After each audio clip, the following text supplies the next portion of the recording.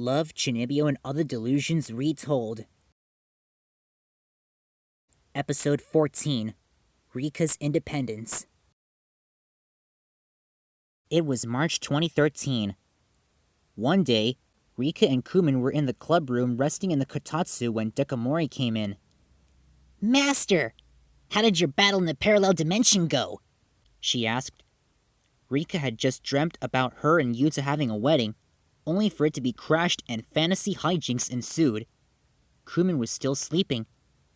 "It was the very fiercest of battles," replied Rikka. "How exciting! I wish I could have joined you there," said Deko. "Where's Yuta?" asked Rikka. "He's not here yet," replied Deko. Rikka checked her phone for Yuta's response. There wasn't any. "You shouldn't worry about it," said Deko.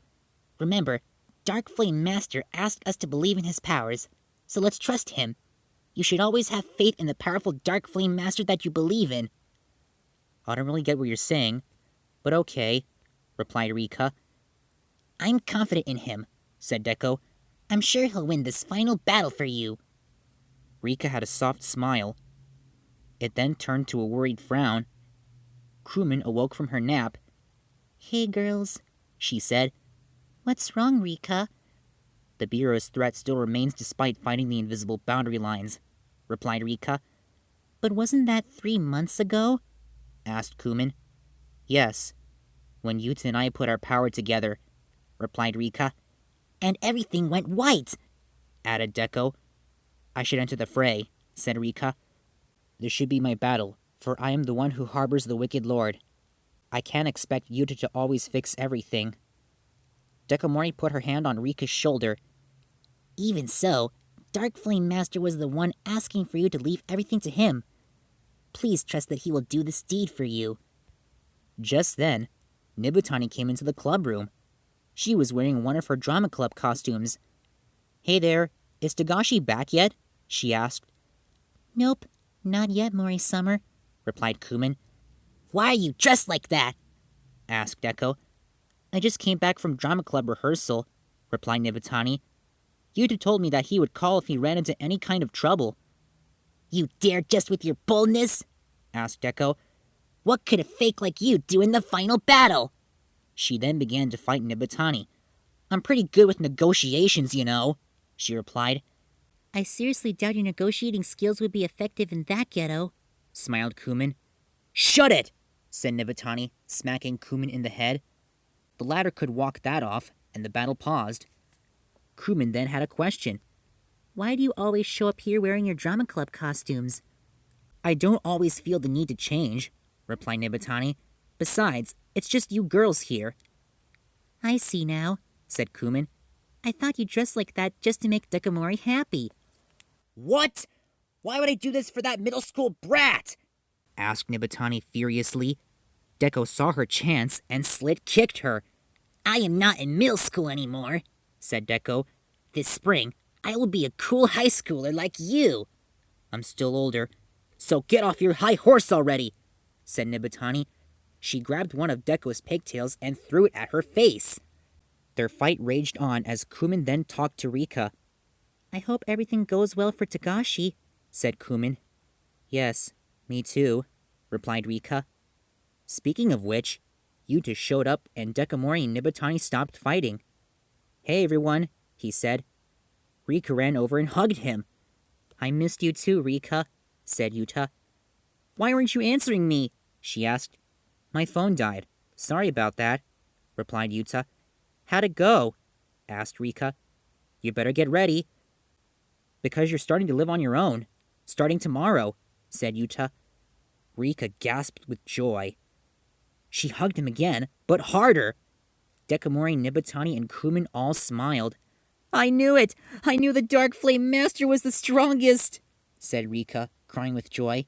"You'll always come through for me!" Rikka's mother had to move away for 2 years due to job training, leaving her grandparents in charge of Rikka. So Yuta went to see Grandfather Takanashi, who did not care for him to ask him to allow Rikka to live on her own. He wouldn't budge at all on the subject. But Mother Takanashi and Toka, who suddenly came back from Italy out of the blue, supported Yuta's idea, so Grandfather Takanashi had no choice but to reluctantly agree. Later that cloudy day, Yuta and Mother Takanashi were on the beach in Mihama Fukui, watching the waves come and go. It was so cloudy that it brought back a memory from Mother Takanashi. "Yuta, do you know why my daughter is named Rikka?" "No. Why?" "My husband and I named her Rikka because the meaning is snow. The winter I was pregnant, it snowed constantly that season. Did you know that no two snowflakes are exactly identical?" "No." "They're unique and absolutely irreplaceable in their own way, which is why we named our daughter Rikka." The next day, it was still cloudy. Yuta was helping Rikka adjust her belongings in her apartment. Yuta could see countless boxes all over. "Are you kidding me? This sure is a lot of stuff," he said. "All of it is necessary," replied Rikka. "Your grandfather saw all of these boxes around," said Yuta. "It probably would have saved us a lot of trouble. He'd have to let you live on your own on the spot." "Yuta," said Rikka, "what did my mom say?" "That she would come over and have a talk," replied Yuta. "And once her training's done, she would like to live with you for real." "Really?" asked Rikka excitedly. "Yeah." Just then, it began to snow. Yuta was surprised because it was almost April, while Rikka was fascinated by the weather. Then, Yuta smiled. "I like snow," he said. "I used to hate the cold weather, but now I love it." Yuta caught a single snowflake in his hand. Just then, the doorbell rang. It was the movers. They began to move the boxes out of Rikka's apartment, much to Yuta and Rikka's disbelief. Yuta then called Toka about the situation. "Grandpa moves very quickly," she said. "It seems he jumped the gun by terminating the lease and calling the movers before everything was settled." "No way," said Yuta. "Grandma just called and tried to cancel, but it was far too late for them to try and stop everything from going through," said Toka sadly. "What can we do?" asked Yuta. "Well, Rikka finally got permission from Grandpa to live alone. If her stuff is delivered here in Mihama, it could rehash the situation all over again." "But we don't want that," said Yuta. Grandma's here. I'm hanging up," said Toka, and she did. "Yuta!" wailed Rikka. The movers had just put all of Rikka's boxes at Yuta's apartment, blocking the entrance. "Not again!" exclaimed Yuta. "Deja vu," said Rikka. "There's a chance that the Bureau is trying to control our memory." "It's known as a reality," said Yuta. "Then maybe we just traveled back through time?" asked Rikka. "Wrong," replied Yuta. He then karate-chopped Rikka in the head a few times. "You can't use your room anymore. This bites. What are we going to do? The new semester is going to start. Do you understand you might not have a place to live now?" "Don't worry about it," replied Rikka. "I'll just move my base of operations here until I decide on a brand new location to enshrine."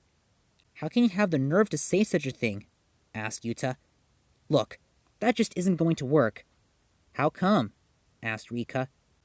Yuta took Rikka to a room that used to be Kuzuha, Yumeha, and his mother's room. Yuta told Rikka that they started living in Jakarta recently, much to Rikka's surprise. "Do you see our problem now?"